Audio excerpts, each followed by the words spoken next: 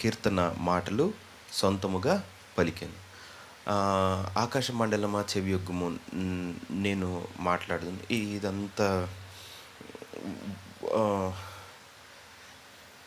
ఏంటంటే 29లో నేను మరణమైన తర్వాత మీరు బొత్తిగా చెడిపోయి నేను మీకు ఆజ్ఞాపించిన మార్గమును తప్పుదురనియు, ఆ దినముల అంతమందు కీడు మీకు ప్రార్థించుననియు నేను ఎరుగుదును. మీరు చేయు క్రియల వలన యెహోవాకు కోపం పుట్టించడం ఆయన దృష్టికి కీడైనదాన్ని చేయుదురు. అందుకని ఒక పాట వాళ్ళకి రాసిచ్చాడనమాట.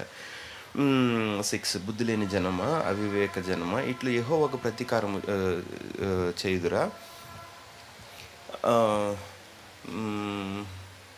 పూర్వ దినములను జ్ఞాపకం చేసుకొని తరముల సంవత్సరాలను తలంచుకొని నీ తండ్రిని అడుగుము, ఇవన్నీ వాళ్ళకి చెప్తా వచ్చి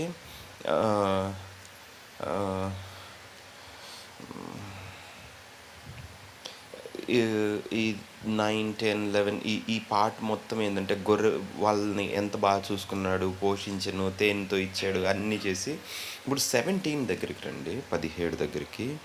వారు దైవత్వము లేని దయ్యములకు, తామెరుగని దేవతలకు, కొత్తగా పుట్టిన దేవతలకు, తమ పితరులు భయపడని దేవతలకు బలర్పించిరి. నిన్ను పుట్టించిన ఆశ్రయ దుర్గమును విసర్జించివి, నిన్ను కనిన దేవుని మరచితివి. యెహోవా దాన్ని చూచెను, తన కుమారుల మీదను కుమార్తెల మీదను ఏమైందంట. ఇప్పుడు కుమారులు ఎవరు, కుమార్తెలు ఎవరు? ఇజ్రాయెలైట్స్. కుమార్తెల మీదను క్రోధము పడిను, అసహించుకొని వారిని. ఆయన ఇట్లా అనుకున్నాను, నేను వారిని విముఖుడనై వారి కడపటి స్థితి ఏమగునో చూచేదని అనుకున్నాను. మొత్తం కీర్తన చదవాలి, ఉండండి పిక్ చేస్తాను. So 21 same verse. వాళ్ళు దైవము కాని దాని చేత ఆయనకి రోషం పుట్టించిరి. 16th కూడా అదే. పైన 15thలో యెషూరును మీన్స్ ఇజ్రాయెల్. ఓకే, ఒక్క నిమిషం.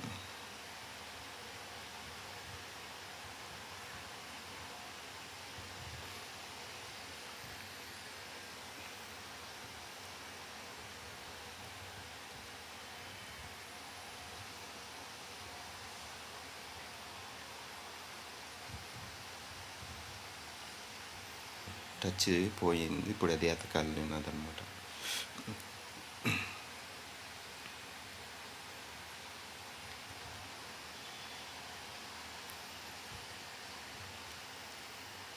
సో 22, నా కోపాగ్ని రగులుకొని చూడు ఏం చేస్తాడంటే, పాతాళ అగాధం వరకు అది దహించును. తర్వాత అది భూమిని, దాని పంటని, పర్వతము దాని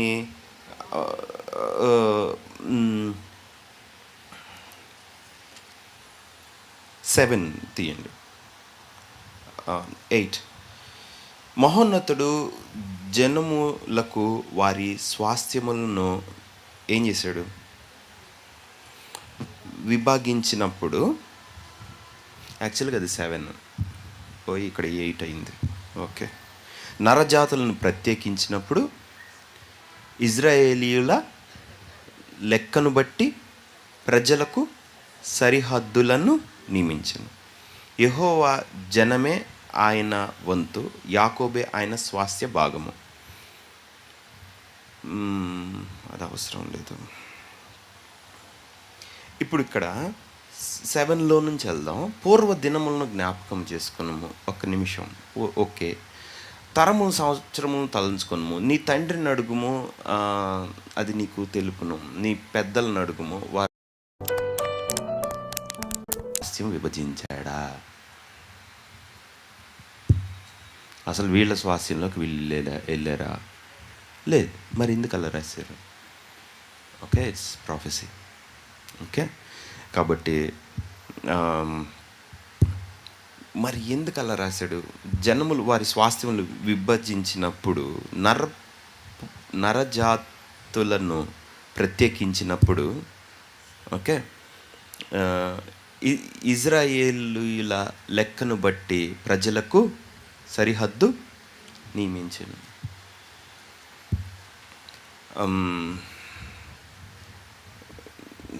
అసలు ఆనవాళ్ళు కూడా పట్టుకోవట్లేకుండా ఉంది తెలుగు బైబిల్‌కి. ఇందులో ఏం చెప్పాలో కూడా నాకేం అర్థం కాలేదు. ఒక్క పాదం కూడా మ్యాచ్ కాలేదు. సరే.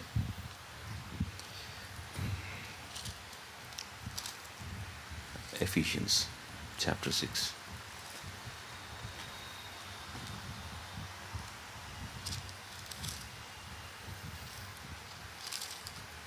చాప్టర్ 6 ఎలయనగా మనం పోరాడినది శరీరాలతో, ప్రధానులతోనూ, అధికారులతోనూ, ప్రస్తుత అంధకార సంబంధులకు, లోకనాథులతోనూ, ఆకాశ మండలం ముందున్న దురాత్మల సమూహంతోనూ పోరాడుచున్నాము. ఓకే. రెవల్యూషన్ చాప్టర్ 3, ప్రకటనలు 3వ అధ్యాయం తీయండి.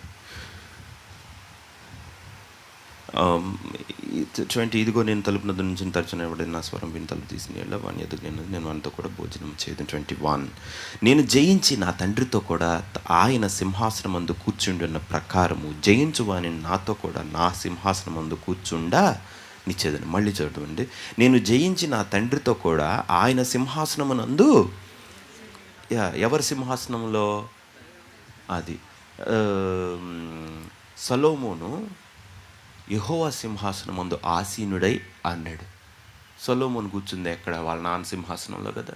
బట్ ఎందుకని అట్ట రాశారు? Okay right. జయించు వాణిని నాతో కూడా ఏం చేస్తాడంట?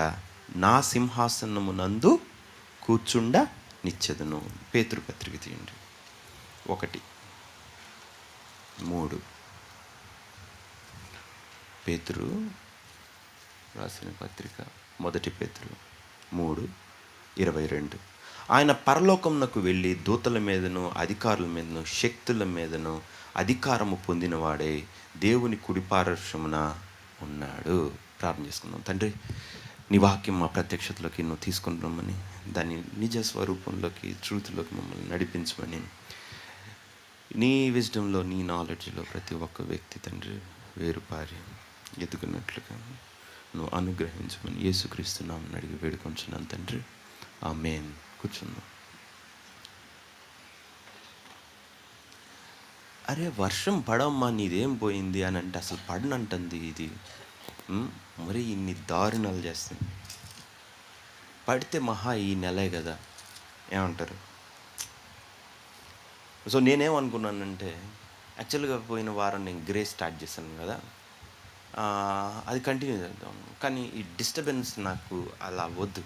నేను కొంచెం ప్రశాంతంగా దాన్ని డీల్ చేయాలి. ఓకే. కాబట్టి బైబిల్లో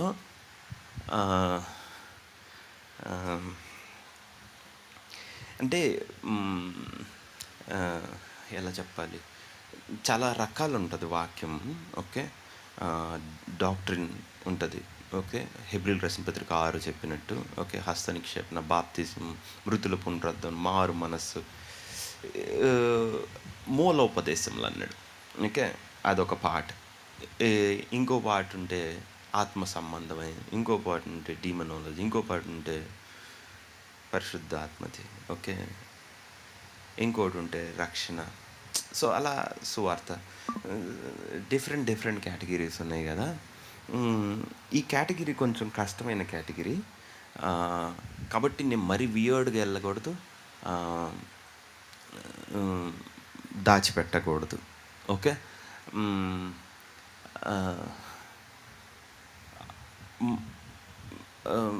అసలు ఇది ఎందుకు తీసుకున్నానంటే, అసలు యేసు ప్రభు రాకడనేది చెప్పాలని నా ఉద్దేశం. ఓకే. జీసస్ క్రైస్ట్ కమింగ్ అన్నమాట. యేసు ప్రభు రాకడ చెప్పాలి అంటే 3వ ఆలయం ఎప్పుడు కడతారో కావాలి మనకి. ఓకే. 3వ ఆలయం కట్టాలి. దాని తర్వాత ఏమవుతుంది, దాని ముందు ఏమవుతుంది, నేషన్స్ అన్నీ గ్యాదర్ అవ్వాలి. సరే, దాని తర్వాత యాంటీ క్రైస్ట్ రావాలి. యాంటీ క్రైస్ట్ వచ్చిన తర్వాత సో ఎక్కడ నేను చెప్పాలనుకున్నా అంటే, యాంటీ క్రైస్ట్ ప్రస్తుతం ప్రపంచంలో జరుగుతుంది మొత్తం యాంటీ క్రైస్ట్ వైపు వెళ్తుంది. ఓకే. బైబిల్లో యాంటీ క్రైస్ట్ లేదు. ఇంకా వాళ్ళు అర్థం కావటానికి యాంటీ క్రైస్ట్ అని రాశారు. So pseudo Christ, Christ copy, Christ duplicate. Okay, అంత్యక్రీస్తు కాదు, లాస్ట్ వచ్చే క్రీస్తు కాదు. ఓకే, క్రీస్తు విరోధి, మేబీ సౌండ్స్ రైట్. ఓకే, ఇంకా కరెక్ట్గా చెప్పంటే క్రీస్తు కాపీ, క్రీస్తు లాంటి. ఓకే, డూప్లికేట్ క్రైస్ట్ వస్తాడనమాట. సో ఇది ఎందుకు చెప్తున్నాను అంటే, నాకేమనిపిస్తుంది, ఈ ఆత్మ సంబంధమైన వాక్యం కాదు, సరేనా, కానీ నాలెడ్జ్కి సంబంధించిన వాక్యం యాజ్ అ క్రిస్టియన్ తెలుసుకోవాల్సినవి. ఓకే, ఇలాంటి క్లాసులు చర్చిలలో అప్పుడప్పుడు పడాలి, అప్పుడు మనకి ఇవి తెలుస్తాయి. సో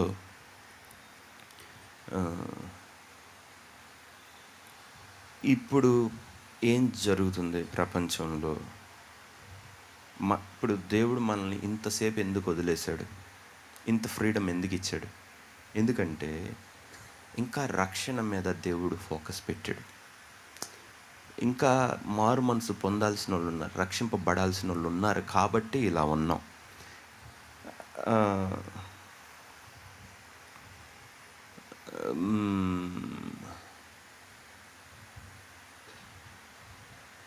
దేవుడు ఆ ఆలోచన మానుకున్నాడు అనుకుందాం, రక్షణ కాదు తన ఫోకస్ అనుకుందాం. నెక్స్ట్ ఆయనకుంది ఒకటే, ఆయన రావటం. ఓకే, దానికన్నీ జరగాలి, రైట్. ఆయన రావటానికి డిలే చేస్తున్నాడు. ఓకే, ఆయన దీర్ఘశాంతం రక్షణని ఎంచుకోండి అన్నాడు కదా, కాబట్టి ఆయన డిలే చేస్తున్నాడు కావాలని. సో క్రైస్తవులు ఈ టైమ్స్లో ఎట్లా తయారయ్యారంటే,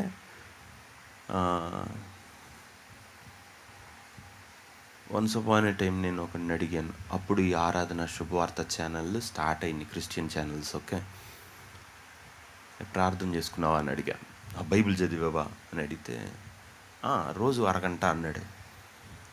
ఏం చేశాడు వీడని అంటే, అరగంట శుభవార్త పెడతాడనమాట 7:30కి. సో దాంతో తన బైబిల్ స్టడీ కంప్లీట్. ఓకే, ముందు ఒక పాట వస్తుంది, ఆ పాటలో ఉంటాడు ఒక 5 నిమిషాలు, ఆ పాట తర్వాత వాక్యం చెప్పి క్లోజ్ చేస్తారు, వాడైపోయింది దైవత్వం. ఓకే, సో కంప్లీట్ వరల్డ్ మొత్తం ఎటు వెళ్తుంది అని అంటే, ఎవరి పందాలో వాళ్ళు అన్నీ మర్చిపోయి వెళ్తున్నారు. ఓకే, ఈ థింగ్స్ ఏం చేస్తాయి అంటే యేసు ప్రభువుని దగ్గర చేస్తాయి రావటానికి. ఓకే, ఆయన రావటం అతి సమీపంలోకి తీసుకొని వస్తాయి. అంటే ఆయన రావద్దనే కాదు, రమ్మనే. ఓకే, వస్తే మనందరం హ్యాపీ, కానీ వస్తే మనమేం సంపాదించుకోం, అది పెద్ద డిఫెక్ట్ అనమాట. ఆయన రావాలని ఉంటుంది, రావద్దని కూడా ఉంటుంది. ఓకే, పౌలు అన్నట్టు నేను మీతో కూడా ఉండవలన్నది ఉంది, అది నాకు నా పనికి జీతం అవుతుంది, అది నేను వెళ్ళిపోయి క్రీస్తుతో కూడా ఉండాలని ఉంది. ఓకే, కానీ మీతో ఉండటం ఇప్పటికి అవసరం, రైట్. ఇక్కడ ఉంటే సంపాదించుకుంటాం, ఆయన దగ్గరికి వెళ్తే ఇంకేముంది, అలాగనే ఉంటాం. కాబట్టి వెళ్ళాలి ఉండాలి అర్థం కాని పరిస్థితి. సో వరల్డ్లో థింగ్స్ అన్నీ ఎలా టర్న్ అవుట్ అవుతున్నాయి అంటే, రూపం మారిపోతుంది.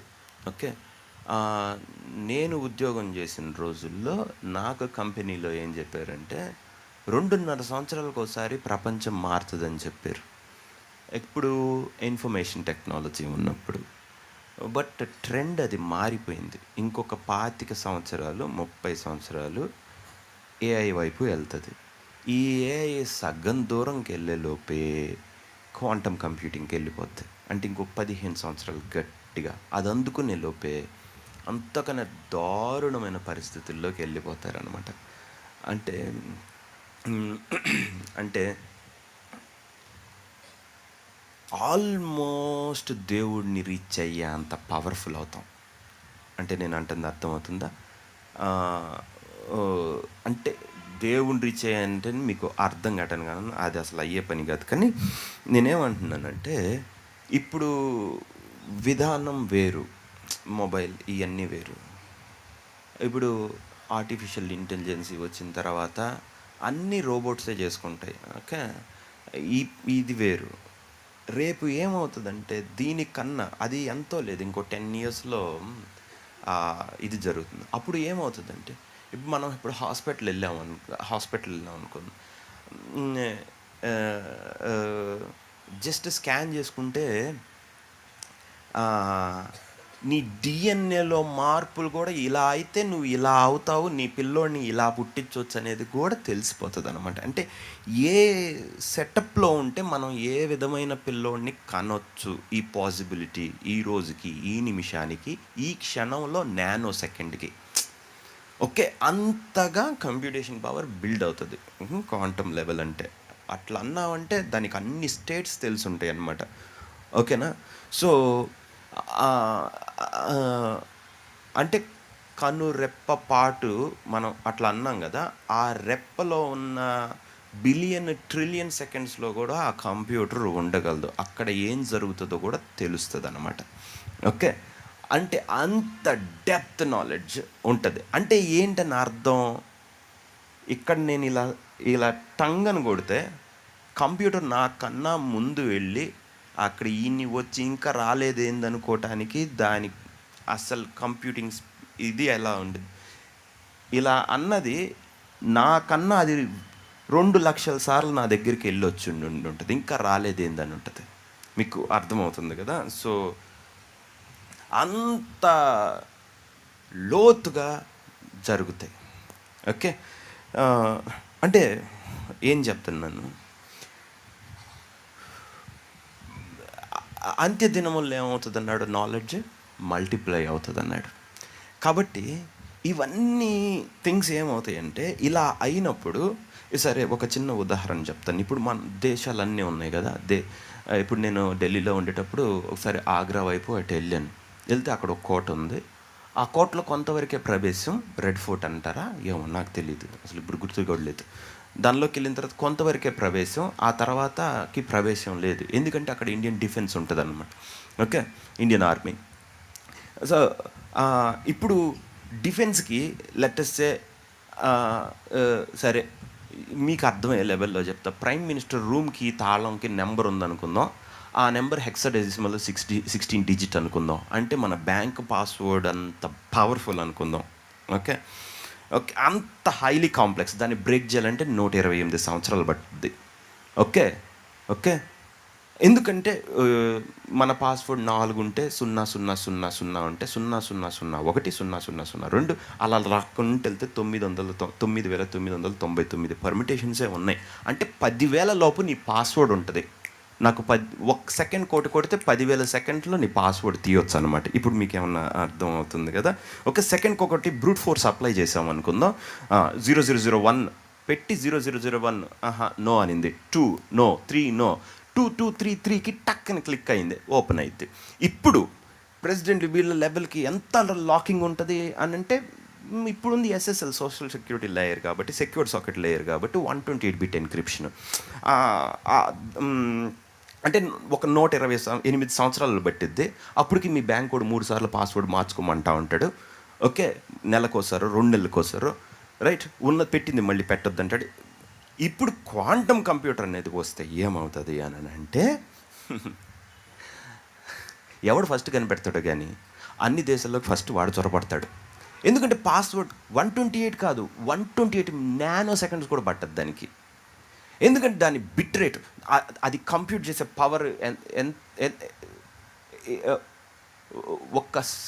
ఒక సైన్ వేవ్ అంతా. అంటే ఐ మీన్ టు సే ఒక పిచ్ ఫోర్క్ పట్టుకొని, ఒక స్టీల్ రాడ్ పట్టుకొని ఇట్లా అంటే వైబ్రేషన్ ట్రింగ్ అని వస్తుంది కదా, దానిలో ఉన్న పార్టికల్స్ అన్నీ, సౌండ్ పార్టికల్స్ అన్నీ మూవ్ అవుతాయి కదా. ఆ ఫ్రీక్వెన్సీ ఎంతసేపు అంటే ఏం చెప్పాలి, ఇప్పుడు లైట్ ఇక్కడ స్టార్ట్ అయిందంటే అక్కడికి వెళ్ళటానికి దానికి ఎంత టైం పట్టదు. సూర్యుడి దగ్గర నుంచి స్టార్ట్ అయితే, అంటే భూమిని ఎన్నిసార్లు చుట్టొచ్చిద్ది అంటారు కదా, 8 సార్లు 10 సార్లు ఒక క్షణంలోపు. లైట్ అన్నమాట క్వాంటమ్ కంప్యూటర్ అంటే. ఇప్పుడు అర్థమైందా? సో ఉన్న ఆ ఫ్రీక్వెన్సీలో పనిచేస్తుంది కానీ డివైస్లో పనిచేయదు. అది కంప్యూటర్ అవసరం లేదు, సిలికాన్ కాదు, అది సిలికాన్ కాదు, ఫ్రీక్వెన్సీ అనమాట. సో ఒక వేవ్ ఫామ్ ఎలా ఉందో ఆ వేవ్ ఫామ్ అంతా స్పీడ్. సో నువ్వు ఇప్పుడు లెటర్స్ నువ్వు పాస్వర్డ్ కొట్టేలోపే నీ పాస్వర్డ్ బ్రేక్ అయిపోయి ఉంటుంది. నువ్వు ఒకటి కొట్టేలోపు అది అయిపోయి తీసుకొని వెళ్ళిపోయి కూడా ఉంటుంది అనమాట. అర్థమవుతుంది కదా.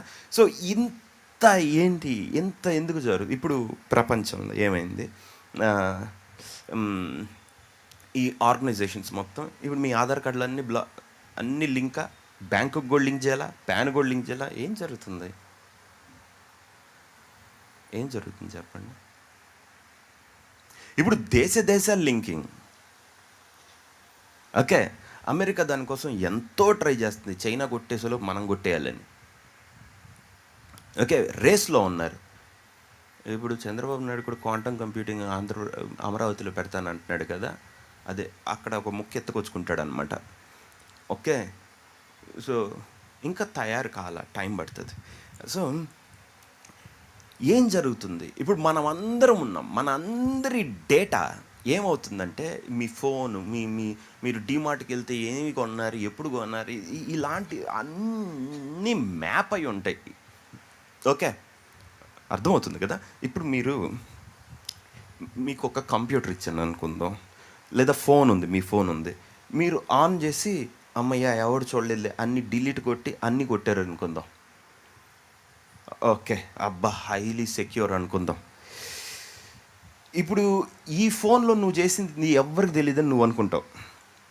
ఓకే, నీ ఫోన్ని అలా పట్టుకున్నందుని బట్టి, నువ్వు ఇలా పట్టుకున్న దాన్ని బట్టి, దీనిలో ఉన్న జైరోమీటర్ కానీ అలా పట్టుకున్నది, అలా తాకింది, నీ ఫింగర్ ప్రింట్ వద్దు. నువ్వు పాస్వర్డ్ని కొట్టేటప్పుడు కూడా నీ వేలు ఎలా పెడతావో, ఎలా ఒత్తుతావో కూడా మానిటర్డ్. దానికి ఏం అవసరం లేదు, నువ్వు ఫోన్ పట్టుకుంటే నువ్వెవరో ఇది కనిపెడుతుంది. ఇప్పుడున్న టెక్నాలజీ నేను చెప్పేది అర్థమవుతుందా? సో నువ్వు కనిపెట్టబడకుండా ఉండటం అనేది ఈ లోకంలో ఇప్పుడైతే లేదు, if you using any device. Okay, technology పరంగా ముట్టుకుంటే నువ్వు తెలిసిపోతావు. సో దీన్ని బట్టి ఏం అర్థమవుతుంది అంటే అంత తెలుస్తున్నారు. ఎందుకు ఇది చెప్తున్నానంటే యూసి అందరికీ తెలిసిపోయి అందరూ మ్యానిపులేట్ చేయటం మొదలవుతుంది. అర్థమవుతుందా? నాకు నీ సీక్రెట్ తెలిస్తే ఏం చేస్తాను, నాకు పాకిస్తాన్ తెలిస్తే ఏం చేస్తాను, లేకపోతే తెలుసుకోవాలంటే ఏం చేస్తాను. అర్థమవుతుందా? సో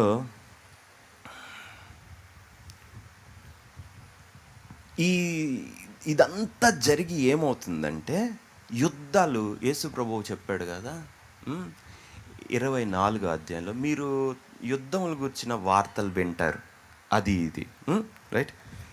సో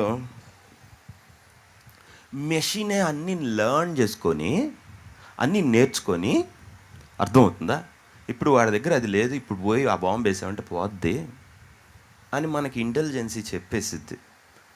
అర్థమవుతుందా? సో ఇప్పుడు దేశాలన్నీ ఏమవుతున్నాయి అని అంటే ఆధిపత్య పోరు కోసం కొట్టుకుంటున్నాయి. దీన్ని ఇంక ముందుకు తీసుకెళ్దాం. ఇప్పుడు అమెరికా ఉంది, అమెరికా పోయింది, నాటో, యూరోపియన్ యూనియన్ ఉంది. ఇప్పుడు అరేబియన్ కంట్రీస్ అన్నీ, అరబ్ నేషన్స్ అన్నీ మొన్న ఇజ్రాయెల్ వెళ్ళి ఖతార్ మీద బాంబు వేసినందుకు వీళ్ళందరూ కలిసి వీళ్ళు అరబిక్ నాటోగా ఫామ్ అవ్వాలనుకుంటున్నారు. ఓకే, ఒక 30 దేశాలు 50 దేశాల సమూహం అనమాట. వాళ్ళ మీద ఒకళ్ళ మీద అటాక్ చేస్తే అందరి మీద అటాక్ చేసినట్టు అందరు యుద్ధానికి వెళ్ళాలి. ఓకే, ఇటు ఏమో ఏషియా వైపు చైనా, రష్యా, ఇండియా ఉన్నాయి. ఈ గ్లోబల్ థింగ్స్ అన్నీ ఎలా మూవ్ అవుతున్నాయి అంటే వాళ్ళ మధ్య వాళ్ళు సమాధానం లేకుండా అయిపోయేలాగా వెళ్ళిపోతున్నాయి. ఓకే, అంటే ఎవరు నమ్మాలో ఎవరు నమ్మకూడదో తెలియదు. హలో, అర్థమవుతుందా? సో దేశం మీదకి దేశం కొట్టుకోవటం, రాజ్యం మీదకి రాజ్యం లేస్తుందని ఆయన చెప్పాడా? జ్ఞానం మల్టిప్లై అవుతుందని చెప్పాడా? So we are seeing this signs. ఈ సూచనలు కనబడిపోతున్నాయి. ఇప్పుడు అసలు భలే వింతగా అనిపిస్తుంది. నిన్న బాగున్నావు అనుకుంటే రేపొద్దున కల్లా ఖతార్ మీద బాంబు, నువ్వేను మళ్ళీ అరబ్ని కెలికావు. ఇప్పటికీ నువ్వు 6 సార్లు యుద్ధం చేసావు, 6 సార్లు 7 సార్లు జరిగింది, ఒక 8 సంవత్సరాల్లో 3 సార్లు యుద్ధం చేసి మూడవ ఆలయం కట్టడానికి ట్రై చేస్తున్నారు. దానికి రెడ్ హెఫర్ని అది అర్పించి. సో ఈవెంట్స్ అన్నీ ఎట్లా వెళ్తున్నాయి అంటే ఫాస్ట్గా వెళ్తున్నాయి. ఎవరు రావటానికి? యాంటీ క్రైస్ట్ రావటానికి.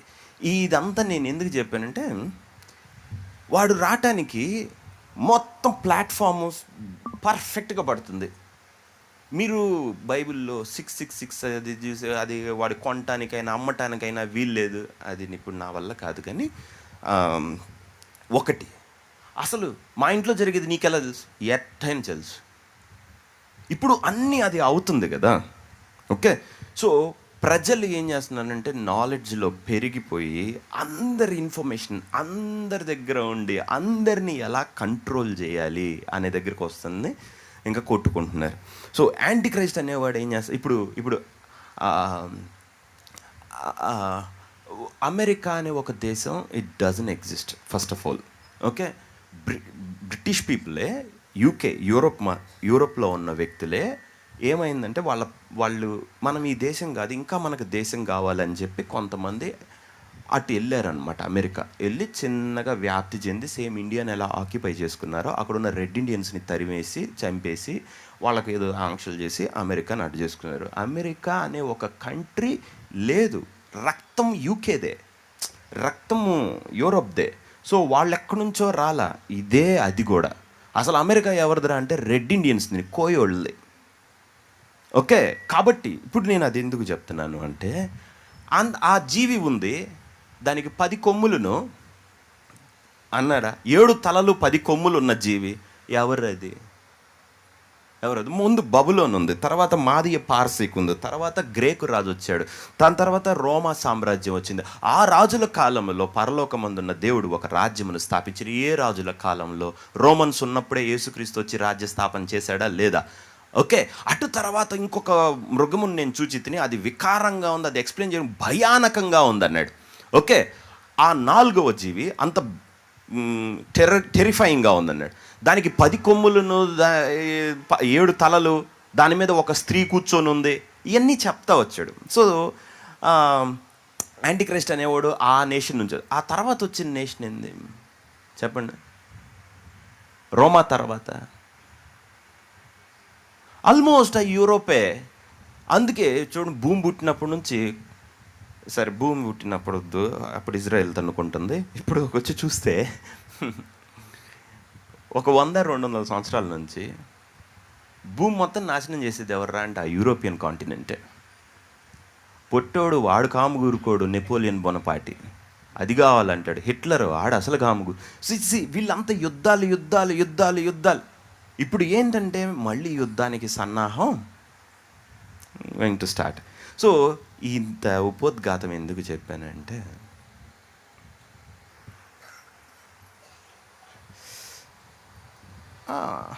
ఈ ఫోటో బాగుంది కదా, చిక్ షార్ట్ వెళ్ళిపోయింది, ఇన్స్టాగ్రామ్ వెళ్ళిపోయింది. So you just mentioned that you want to learn Python. So do not learn Python in manual way in 2025 because learning. ఒక రాజు వచ్చి ఇతని కన్నా పవర్ఫుల్, ఇతన్ని తీసుకుంటే ఈ రాజుని స్పేర్ చేశాడు, వదిలేశాడు. అప్పుడు ఈ రాజు ఎక్కడికి వెళ్ళాలి చెప్పండి? బతికిపో అన్నాడు అనుకుందాం, బతికిపోతాడా లేదా? ఓకే, డెవిల్ పరిస్థితి అది. హెవెన్ నుంచి తరిమేశారు, ఒక టెరిటరీ దేవుడు పట్టుకున్నాడు, వాడు బారిపోయాడు. మళ్ళీ ఆక్రమించుకోవటానికే ప్రయత్నం. ఓకే, కానీ యేసుక్రీస్తు ఏం చేస్తుంటే దాన్ని కూడా నెక్స్ట్ ఎర్త్ని కూడా తీసుకోబోతున్నాడు, ఆర్ఎల్ఎంను కూడా. సో అయితే ఇప్పుడు మన టాపిక్ వద్దాం. నేను మీకు కాంటెక్స్ట్ పెట్టా, ఇదంతా జరుగుతుంది A to Z. ఇది ఈవిల్ అనేది అది దేశాల మీద 3 లేయర్స్లో ఉందన్నమాట. ఓకే, ఈ నేల మీద ఉంటే ఏమో డీమోనిక్ స్పిరిట్స్ అంటాం, సెమీ స్పిరిచువల్ అంటే మెటాఫిజికల్ థింక్ వచ్చేటప్పుడు కల్లా అక్కల్ట్ ఇదంతా ఉంటుంది అన్నమాట. కల్ట్ మొత్తం విచ్ క్రాఫ్ట్. ఓకే, ఇదంతా ఆ స్థాయి. ఓకే, ఈ ప్రపంచంలో ఉన్న వికెడ్నెస్ అనమాట అది. ఓకే, సో ఈ లెవెల్ ఆ లెవెల్ దానిపైన total rulers, authorities, principalities, powers ఇవన్నీ. సో ఈ ఈ డెవిల్ వరల్డ్ అంతా ఇలా, ఓకే, దానికి కౌంటర్ పార్ట్ ఏంజలిక్ వరల్డ్ అంతా ఉంటుంది, దూతల సంబంధమైనది. సో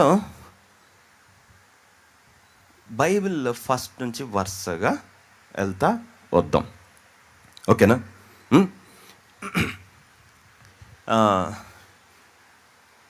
ఇలాంటి వాక్యం నేను హోలీ స్పిరిట్లో కూడా చెప్పగలను, ఓకేనా? అనగా అసలు దూత ఎట్ట, అదెట్లా, ఇది ఎట్ట, బికాస్ ప్రాఫెసీ ఉంది కాబట్టి దీనిలో ఎట్లా వెళ్తారు, ఇది ఇట్లా జరిగిద్ది, ఐ క్యాన్. కానీ చాలామంది అలా మొదలుపెట్టిన వాళ్ళు పడిపోయి ఉంటారు. ఎందుకని తాతూ తెలియాలి. వాక్యం బేస్ లేకుండా ఆత్మలోకి వస్తే చెడిపోతారు. ముందు అందుకు వాక్యం తెలియాలి, ఓకే, రైట్? సో ఒకటి తర్వాత ఒకటికి వెళ్దాం.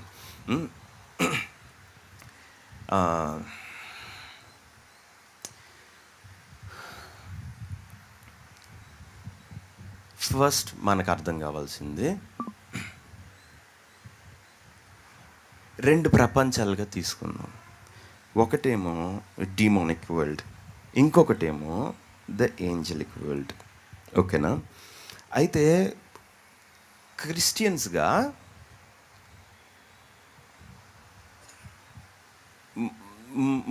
మామూలుగా మెయిన్ లైన్ చర్చిలు ఉన్నాయి అనుకుందాం, వాళ్ళకి అసలు ఇదంతా రాంగ్, బ్యాడ్, అసలు ఆ పేరు ఎత్తితేనే భయపడతారు, ఓకే? ఒకడొచ్చి నేను రాత్రి దేవదూతతో మాట్లాడే అంటాడు, ఓకే, మీరు ఏ చర్చ్ ఆఫ్ క్రైస్టో, ఏ బ్యాప్టిస్టో, దేనికని అయిపోయింది, వీడే యాంటీ క్రైస్ట్ అనుకుంటారు వాళ్ళు, ఓకే? దూతలతో మాట్లాడేది ఏంది, అంత్యకాలంలో ఇవన్నీ జరుగుతాయి, ఇట్లా ఉంటుంది. సో అసలు ఏం జరుగుతుందనేది నేను చెప్తా, ఓకే? ఫాస్ట్ ఫార్వర్డ్లో చెప్తా, 10 minutesలో.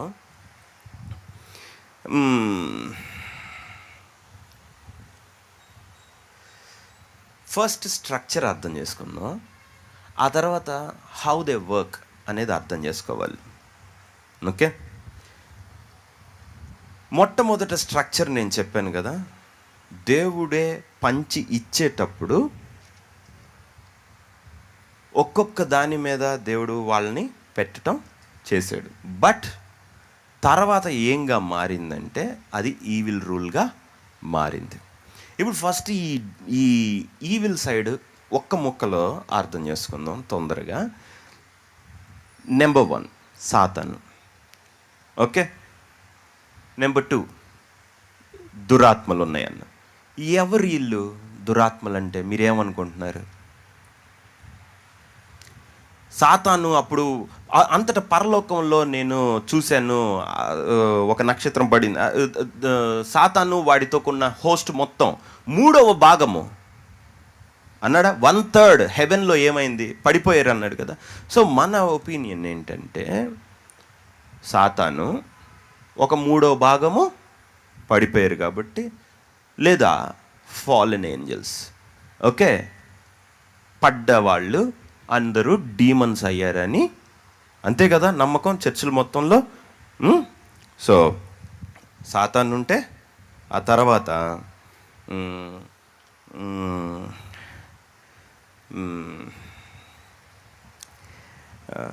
ఒక నిమిషం,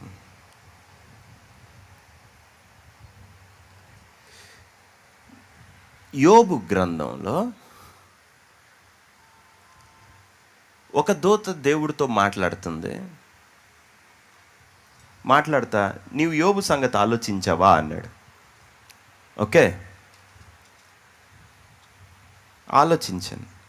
ఇప్పుడు దేవుడితో మాట్లాడుతుంది ఆదికాండం 3వ అధ్యాయంలో ఉన్నది ఒకటేనా?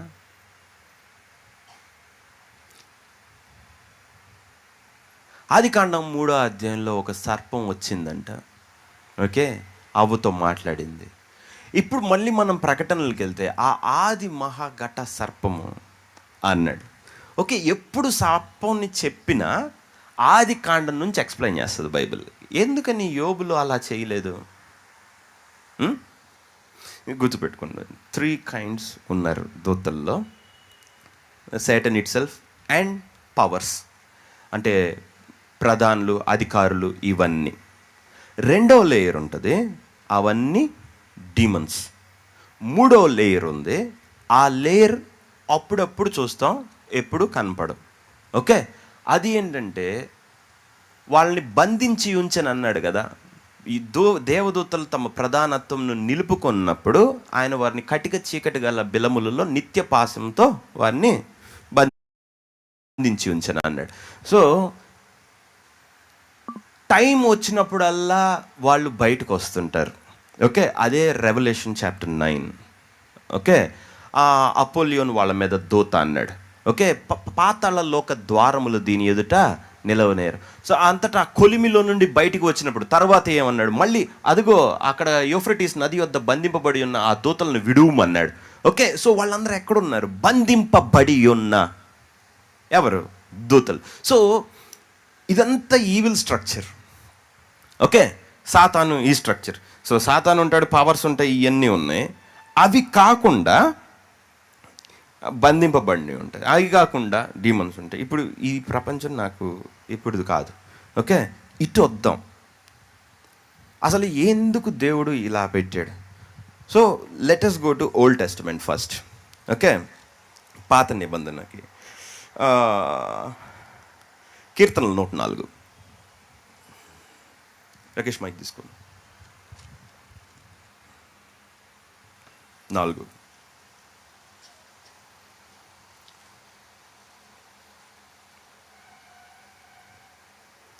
సరే వద్దు, నేనే చెప్తాను. ఇప్పుడు చూడండి, పాత నిబంధనలో దూతలు అనేటప్పటికి వచ్చేటప్పటికల్లా స్టార్స్ అని రాస్తారు. ఎవరు? స్టార్. హోలీ వన్స్ అని రాస్తారు. హోలీ, పరిశుద్ధులు.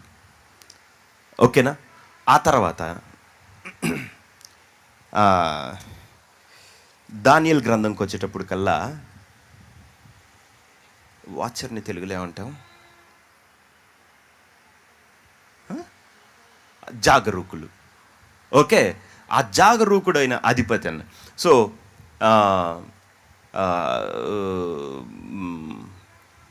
నక్షత్రాలుగా కంపేర్ చేస్తే హోలీ వన్స్ అంటే పరిశుద్ధులు, దేవుని కుమారులు. ఓకే, ఆ తర్వాత జాగరూకులు, వాచర్స్. ఓకే, యెహోవా దూత. ఇలా డిఫరెంట్ 6-7 స్ట్రక్చర్స్ ఉంటాయి. ఓకేనా? వాళ్ళందరూ కూడా దూతలే పాత నిబంధనలో. ఇప్పుడు మళ్ళీ దానిలో ఆర్డర్ మారుతుంది.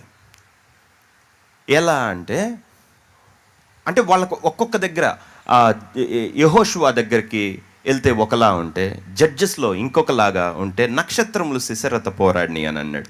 ఓకే, సో పరలోకం యొక్క ఏంజలిక్ స్ట్రక్చర్ పాత నిబంధన ప్రకారం ఇలా. ఓకే, ప్రిన్సెస్, తర్వాత మెసెంజర్ అంటే మెసెంజర్ గ్యాబ్రియల్ దూత మాట చెప్పడానికి వచ్చాడు కదా. సో అది. ఓకే, సో పాత నిబంధన మొత్తం నక్షత్రాలు, హెవెన్లీ ఏంజల్స్ ఉంటాయి, ఇలా ఇది స్ట్రక్చర్. ఓకే, సో అవి ఎలా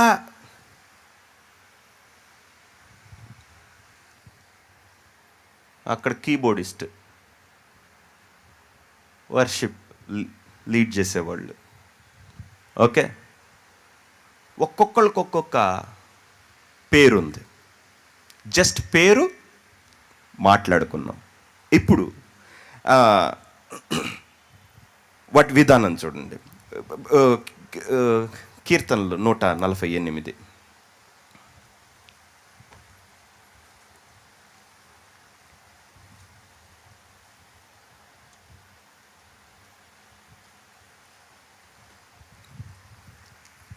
తీసేలేక అయిపోయేటట్టుంది కదా. సరే, సో దేవుడు ఏం చేశాడంటే వాటన్నిటినీ పాత నిబంధన వరకు, ఓకే, పరలోకంలో ఉన్న హోస్ట్ మొత్తాన్ని డివైడ్ చేశాడు. డివైడ్ చేసి ఒక సర్టెన్ గ్రూప్ ఉంటుంది. ఆ సర్టెన్ గ్రూప్ పని అంతా ఏంటంటే విజన్స్. ఏం చెప్పాను? దర్శనం. ఒక సర్టెన్ గ్రూప్ ఉంటుంది. ఆ గ్రూప్ యొక్క పని ఏంటంటే జడ్జిమెంట్, ఓకే, తీర్పు. ఒక సర్టెన్ గ్రూప్ ఉంది, కొత్త నిబంధనకు రావద్దు అప్పుడే. ఇక్కడికి రాగానే ఇంకా వెలుగు ఎక్కువ అవుతుంది, ఓకే, ప్రత్యక్షత. సో ఫస్ట్ గ్రూప్ ఏంటి? దర్శనం.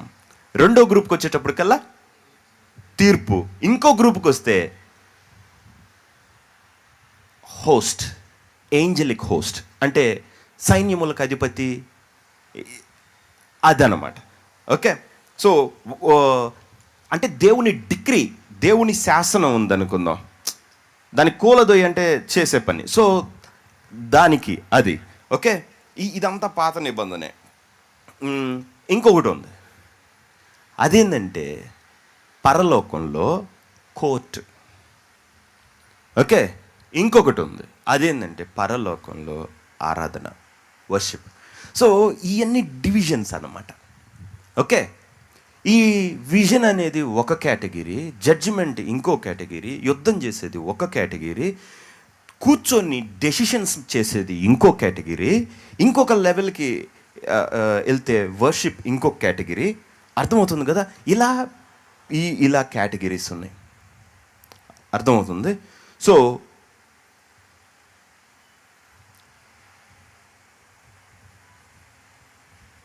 ఆహాబు రామోత్ గిలాద్ మీదకి వెళ్ళి కూలున్నట్లు అతన్ని ఎవరు ప్రేరేపించును? సరే, యోబు గ్రంథంలో, ఓకే, ఆ దేవదూతలందరూ కలుసుకొని సన్స్ ఆఫ్ గాడ్, ఓకే, దేవుని కుమారులందరూ కలుసుకునే ఒక రోజు వచ్చింది. సన్స్ ఆఫ్ గాడ్ అందరూ కూడాలైతే ఈ సన్ ఎందుకు వెళ్ళాడు అక్కడికి? నేను చెప్పాను కదా, ఏంజల్స్కి పేరేంటి? దేవుని కుమారులు, ఓకే. పోతే వాళ్ళ ఏమయ్యారనేది అర్థమవుతుందా? సో నువ్వు యోబుని గురించి యోచించితివా అన్నాడు. సో స్ట్రక్చర్ ఇప్పుడు చూశారు కదా, విజన్ ఒక పార్ట్, ఓకే. ఇది యెహోషువ యుద్ధానికి వెళ్ళాడు. యుద్ధానికి వెళ్తే నువ్వు ఎవరి పక్షం ఉన్నాడు? మాకు పక్షం, యెహో సైన్యాధిపతిగా నేను వచ్చాను, కత్తి దూసినట్టుగా. So judgement, okay. దావీదు రాజు తప్పు చేశాడు, ఎన్నాడు, ప్రజల్ని కౌంట్ చేశాడు. కౌంట్ చేయగానే ఒక దూత ఖడ్గం పట్టుకొని ఖడ్గం దూసి రెడీగా ఉంది. సరే, అందరిని చంపేసింది.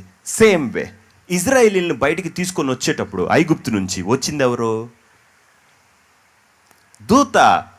దాని మీద సంహార దూత ఏం చేసిద్దంట? సో వాళ్ళ డిపార్ట్మెంట్ ఏంటి? జడ్జ్మెంట్. అర్థమవుతుందా? వాళ్ళ పక్షం యుద్ధం చేసేది ఎవరు? మీ అధిపతి అయిన మిఖాయేలు వచ్చును, ఓకే. ఈ డిపార్ట్మెంట్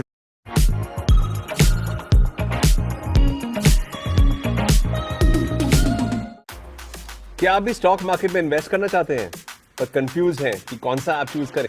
న్యాయం అనే కేటగిరీతో పని లేకుండా అడ్మినిస్ట్రేషన్ జాబ్ చూసుకునే ఏంజల్స్ ఉన్నారనమాట. అది హోస్ట్, ఓకే, సైన్యములు, ఓకేనా. అది ఒకటి. ఇలా పరలోకం దాని స్ట్రక్చర్, ఓకే. సో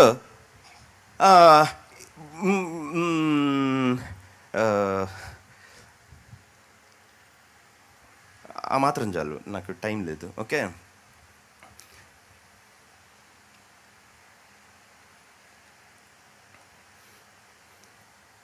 అన్నీ ఒక్క ముక్కలో నేను కవర్ చేసినట్టున్నాను. ఎంటాలజీ. ఇప్పుడు కొత్త నిబంధనకు వచ్చేద్దాం, టైం తక్కువ. కొత్త నిబంధనకు వచ్చామనుకుందాం. ఇది ఇలా కదా. న్యూ టెస్ట్మెంట్కి వచ్చేటప్పటికల్లా హెబ్రీయులకు రాసిన పత్రిక అందరు తీయండి, 1వ అధ్యాయం 14వ వచనం ఏముంది?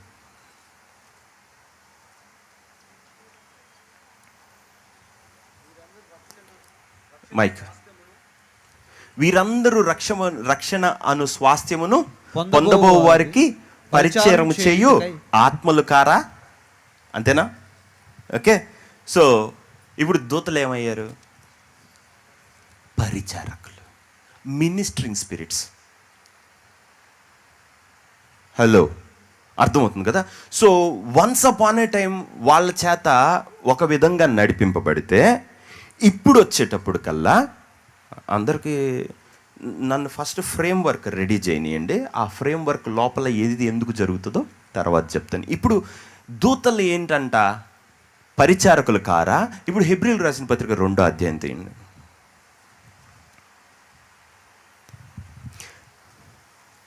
ఓకే,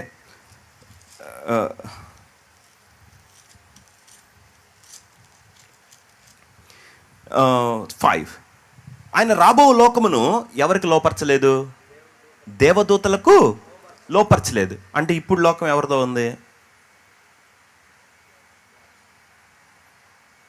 ఇప్పుడు లేదు. నేను చెప్పాను కదా, ఆయన పంచి ఇచ్చాడు. ఓకే, సో మనం యేసుక్రీస్తు ఏం చేశాడు చెప్పండి? చనిపోయి తిరిగి లేచి దేవదూతల మీదను శక్తుల మీదను అధికారము పొందినవాడై. ఓకే, సేమ్ మనం ఇవన్నీ దాటి పైకి వెళ్తాం అన్నమాట. అర్థమవుతుందా? చూడండి, అయితే ఒకటి ఇట్లా అంచున్నాడు, ఒక చోట దృఢంగా సాక్ష్యం ఇచ్చాడు. నువ్వు మనుషుని జ్ఞాపకం చేసుకుంటకు వాడు ఏ పాటివాడు? నరపుత్రిని దర్శించుటకు వాడు ఏ పాటివాడు? నీవు దేవదూతల కంటే కొంచెం తక్కువ వాణిగా వాడిని చేసితివి. సో ఎవరు అంటున్నారు ఇది? కరెక్ట్, దేవదూతలే అంటున్నారు. కానీ మహిమా ప్రభావంతో వానికి కిరీటము ధరింపజేసితివి. ఇప్పుడు వాళ్ళు కింద పైనుంచి కిందకు చూస్తే ఏందబ్బా, ఈయన మనిషి కదా, ఆయన పోయి యేసుప్రభు మన మీద ప్రభువు చేశారేంటి? మహిమా ప్రభావంతో ఆయనకి కిరీటము ధరించిన వానిగా చూస్తున్నాం అన్నాడు. తర్వాత ఇంకా చూడలేదు కానీ ఓకే, సమస్తం అప్పకి ఇప్పుడు అయితే కిరీటం ఉన్నట్టుగా చూస్తున్నాం అన్నాడు. సో ఒక వింగ్ ఇప్పుడు వచ్చేటప్పుడు కల్లా మినిస్టరింగ్, పరిచర్య. తర్వాత సేమ్ థింగ్ పోతే పాత నిబంధన టైంలో ఏమైందంటే ఆరాధన డిఫరెంట్. ఇప్పుడుకి వచ్చేటప్పుడు కల్లా ఆరాధన ఎంటైర్లీ డిఫరెంట్. పాత నిబంధన టైంలో ఏమని పొగడాలి దేవుణ్ణి చెప్పండి? ఏమని పొగిడింది? పరిశుద్ధుడు పరిశుద్ధుడు పరిశుద్ధుడు తప్ప ఇంకేమన్నా పొగిడిందా? ఆయన తప్ప ఏం చెప్పడానికి లేదు అక్కడ. సో ఇప్పుడు వర్షిప్ ఏంటి?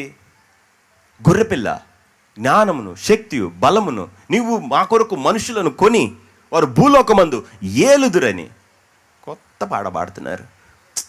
రైట్, సో ఇప్పుడు వచ్చేటప్పుడు కల్లా చూడండి, దూతలు పనిచేసే ఫంక్షన్ మారిపోయింది. ఓకే, వర్షిప్ వర్డింగ్ మారింది. సరే, మీకు ఇంకొక ఉదాహరణ చూపిస్తాను.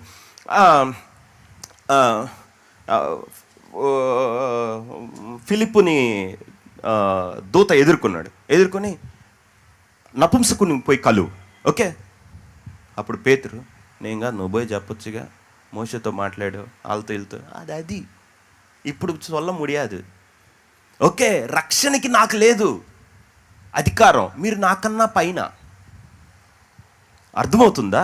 అందుకే పౌలు ఎంత రేంజ్కి వెళ్ళిపోయాడంటే గలతీయులకు రాసిన పత్రిక, నేను ప్రకటించిన సువార్త కాకుండా ఇంకొక సువార్త ప్రకటించుంటే అన్యతేమ ఆ దూత కూడా శపింపబడును గాక అన్నాడు. అది పరలోకంలో ఉన్న దూతలైనను సరే. ఓకేనా? సో గాస్పెల్ అనేది కొర్నేలి అతను ఎట్లున్నాడని, అతను ఎట్టున్నా దాంతో రక్షింపబడవు. ఓకే, వచ్చాడు, మెసేజ్ ఇచ్చాడు. ఏమన్నాడంటే అక్కడ సీమోను అన్న చర్మకారుని ఇంట పేతురు అనేవాడు ఉంటాడు, సీమోను అనబడిన కేఫా. ఓకే, పేతురు అనేవాడు ఉంటాడు. పిలుచుకొని వచ్చి, నువ్వు నీ ఇంటి వారు దేని చేత రక్షింపబడుదురో అతను ఆ మాటలు మీకు చెప్తా. రక్షించే శక్తి వాళ్ళకుందా? హలో, రక్షణ అనేది ముందు దోతెళ్ళి ఎర్ర సముద్రాలు చీల్చుకుంటా అది చేస్తా ఇది చేస్తా, నీది ఎల్కేజీ పవర్. ఓకే, ఇప్పుడు క్రైస్తవులు ఎక్స్పీరియన్స్ అయ్యేది resurrection power which they don't know. నేను అనింది ఏమన్నా, అమ్మ యేసు ప్రభు చనిపోయి తిరిగి లేచిన తర్వాత మృతులలో నుండి యేసును లేపిన వాని ఆత్మ మీలో నివసించుచున్న ఎడల చావుకు లోనైన మీ శరీరంలో తన ఆత్మ ద్వారా జీవింప.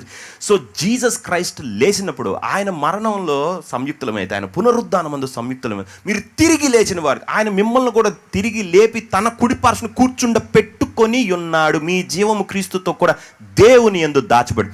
అర్థమవుతుంది కదా ఈ వాక్యాలన్నీ? అంటే ఫార్ అబవ్ ప్రిన్సిపాలిటీ, వీళ్ళన్నిటికన్నా పైన సంఘము, ఆయన శిరస్సు, బాడీ మనము. అర్థమవుతుందా? సో నీలో పని చేస్తున్నది యేసు ప్రభు ఆత్మ, కుమారుని ఆత్మ. You far greater. అర్థమైందా? But you have flesh. అది పెద్ద ప్రాబ్లం.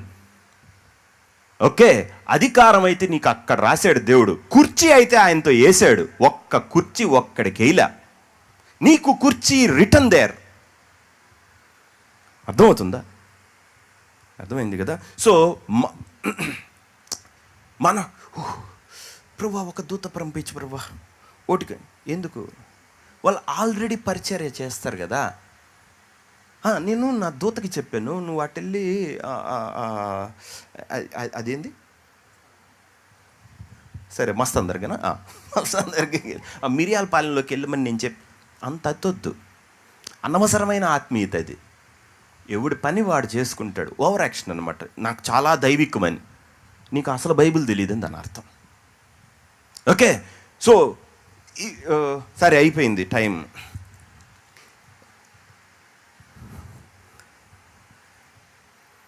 కట్ చేసి లాస్ట్లో ఒక ముక్క చెప్తాను, మీకు అర్థం చేసుకోండి. 3 విధాలుగా అవి పనిచేస్తాయి, సరేనా? Only 3 ways.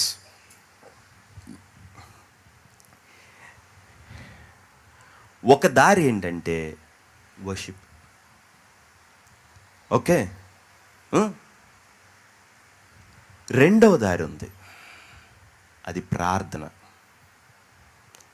ఓకేనా? మనం ఎప్పుడు ప్రేయర్ ఎక్కువ చేస్తామో మనం ఏం చేస్తున్నామంటే ఎక్కువ రీఇన్ఫోర్స్మెంట్ తెస్తున్నాం, ఎక్కువ వాటి మూమెంట్ మన జీవితంలో కనపడుతుంది అనమాట. అందుకే ప్రార్థన ఉన్నాడు జీవితం ముందుకెళ్తా ఏదో కొత్త అవుతా మారుతా కనిపిస్తుంది. ప్రార్థన లేనోడి లైఫ్ ఎలా ఉంటుందంటే 5 ఏళ్ల క్రితం చూసుంటే గ్రాఫ్ దిగి ఇంకొంచెం వెనక కనబడతాడు. అర్థమవుతుందా? శరీరంగా కాదు, ఆత్మీయంగా కూడా. Okay, and the third thing ఏంటంటే ఇది super powerful. Okay, worship okay certain వేలో పనిచేస్తుంది. వాళ్ళ గ్రూప్స్లో ఒక అందుకు పనిచేస్తాడు. ఇప్పుడు యెహోషాపాతు చూడండి, చక్కగా పాటలు పాడుకుంటా వీళ్ళందరి ముందు యాజకులందరిని పెట్టి యెహోవా కృప నిరంతరం ఉండునని పాటలు పాడుకుంటా వెళ్ళాడా? సైన్యం అంతా చనిపోయింది. ఎందుకని? వర్షిప్ ఉంటే వాళ్ళు అయిపోయారు. సో అది అంతే, ఉన్నారా? ఓకే, అది పరిచర్య, నువ్వు ఆత్మలో ఉన్నావు. ఓకేనా? సో నెక్స్ట్కి వెళ్తే ప్రేయర్ ఏం చేస్తుందంటే, దానియేలు చూడండి, బైబిల్లో ఎవరినైనా చూడండి. సో ప్రేయర్ ఏం చేస్తుందంటే ఆ ఏంజలిక్ ఫోర్స్ని యాక్టివేట్ చేస్తుంది. And there is the third thing here. మూడోది ఏంటంటే అది అన్నిటికన్నా శక్తివంతమైంది. ఓకే, మరి ఎందుకో తెలియదు కానీ ప్రార్థన మీద నాకు నమ్మకం లేక కాదు, నాకు నమ్మకం ఉంది. ప్రేయర్ సూపర్, కానీ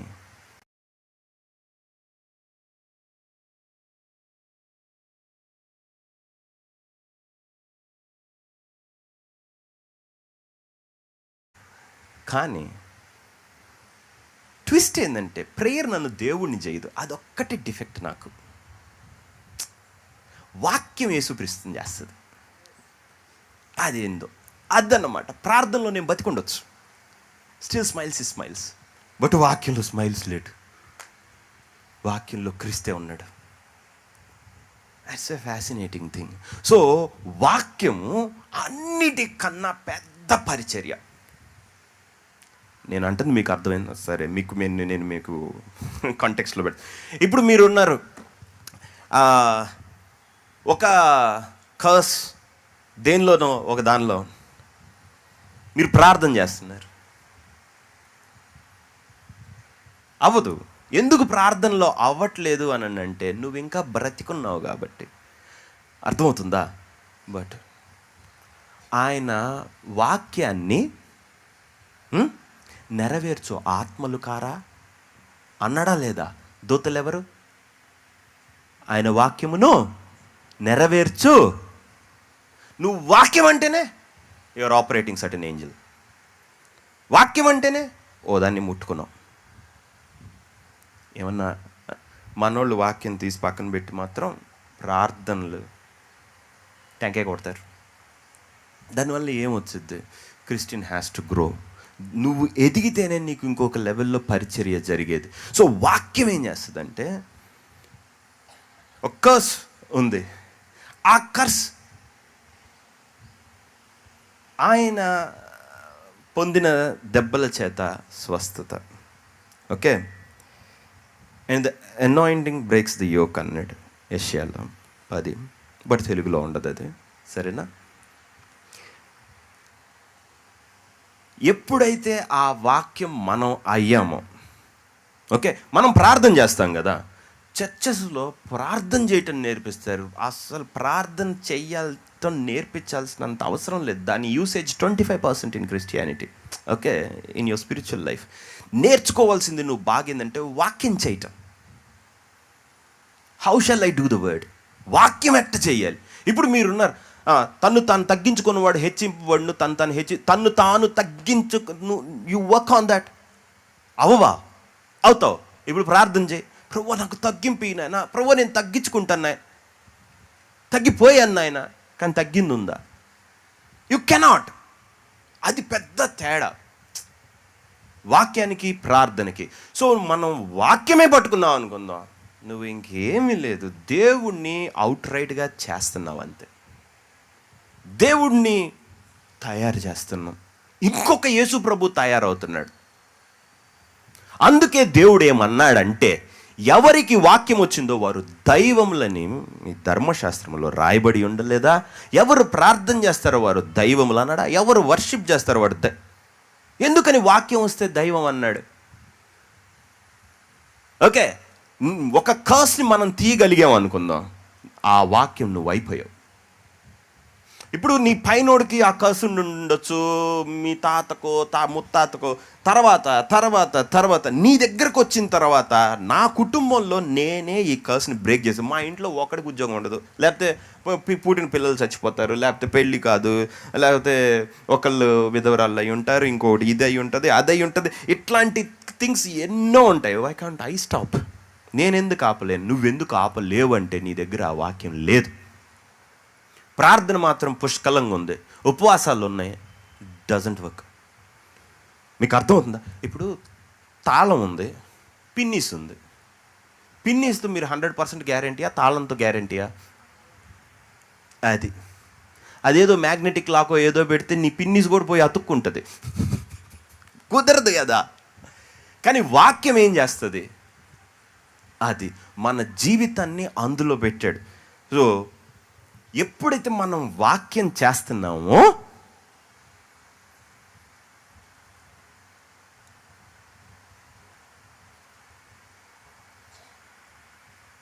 నువ్వు ఆ వర్డ్ చేయి. ఒక ఎగ్జాంపుల్ చూపిస్తా.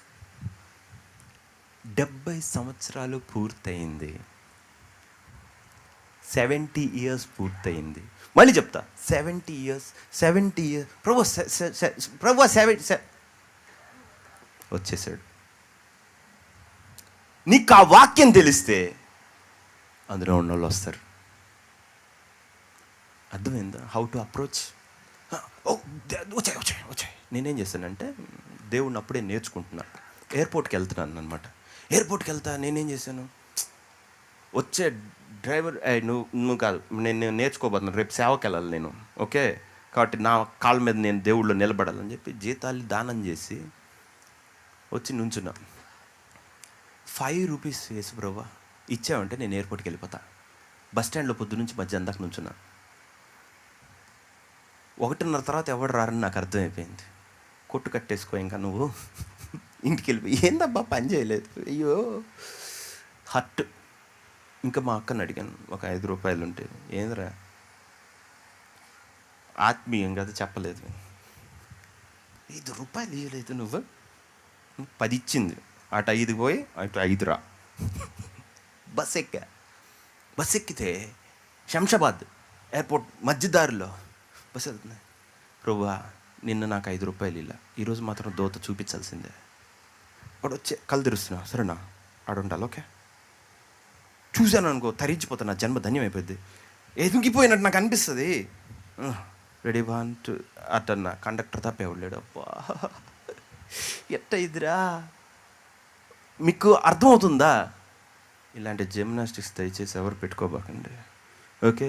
దురాత్మ కనపడిద్ది. ఏదో దేవుడు నన్ను క్షమించి ఏదో 9 గంటలు 10 గంటలు ప్రార్థన చేసుకునేవాడిని కాబట్టి తాక నీకు కాపాడాడు. ఆవాహా అది సరే. అయ్యిగా మీకు అతి శ్రేష్టమని చెప్తున్నాను కదా, మీరు వాక్యం పట్టుకుంటే ప్రపంచాన్ని పరలోకాన్ని ఓపెన్ చేస్తున్నారు. అది జడ్జ్మెంటా, అది ఈదా జస్ట్ వర్క్ ఆన్ దట్. చాలు, లేచి నుంచుందాం ఒకసారి. కళ్ళు మూసుకోండి. తండ్రి, నీ పరిశుద్ధ నామమునకు స్తోత్రాలు ప్రభువా. నీ వాక్యం ద్వారా మాతో మాట్లాడినందుకు నీ కృతజ్ఞతలు తండ్రి. ప్రతి వ్యక్తిని ఆత్మ సంబంధంగా నువ్వు బలపరచమని ప్రభా.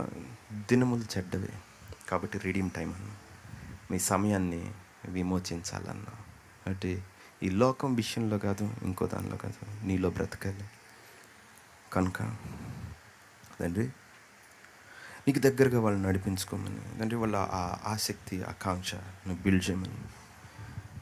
నీ